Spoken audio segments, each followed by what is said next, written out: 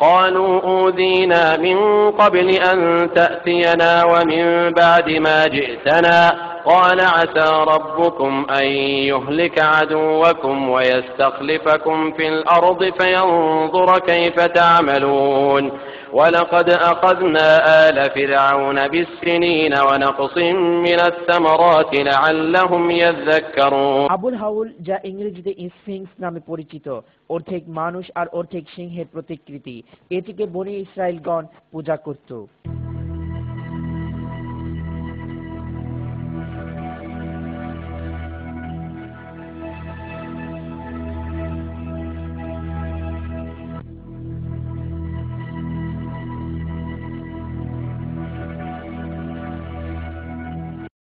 ফেরাউন বা দ্বিতীয় রামসিস। মিশরে অবস্থিত কায়রো জাতীয় জাদুঘর এটি, যা মাতহাফ দুয়ালি আল কাহেনা নামে পরিচিত। এই জাদুঘরে ইসলামের অনেক নিদর্শনাবলী রয়েছে।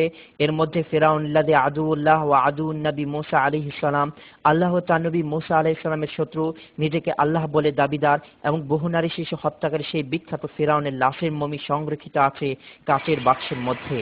ফেরাউন বা দ্বিতীয় রামসিস 1235 খ্রিস্টাব্দে শতাব্দীর পূর্বে নীল নদে ধ্বংস হয়ে ডুবে যায়।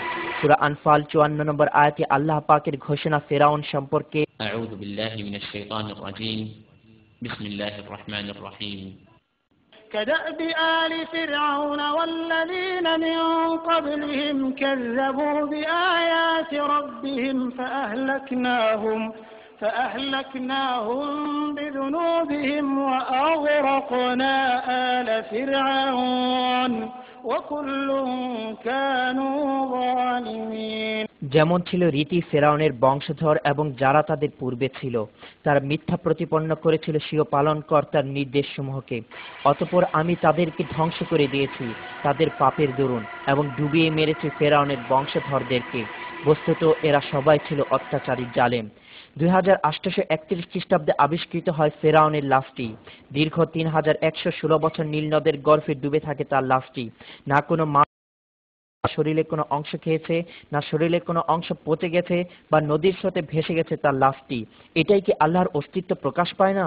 এই জাদুঘরে অন্যান্য লাশ মমি করে রাখা হয়েছে বিভিন্ন ওষুধ মেডিসিন দিয়ে, যেন মমিগুলো পচে না যায়।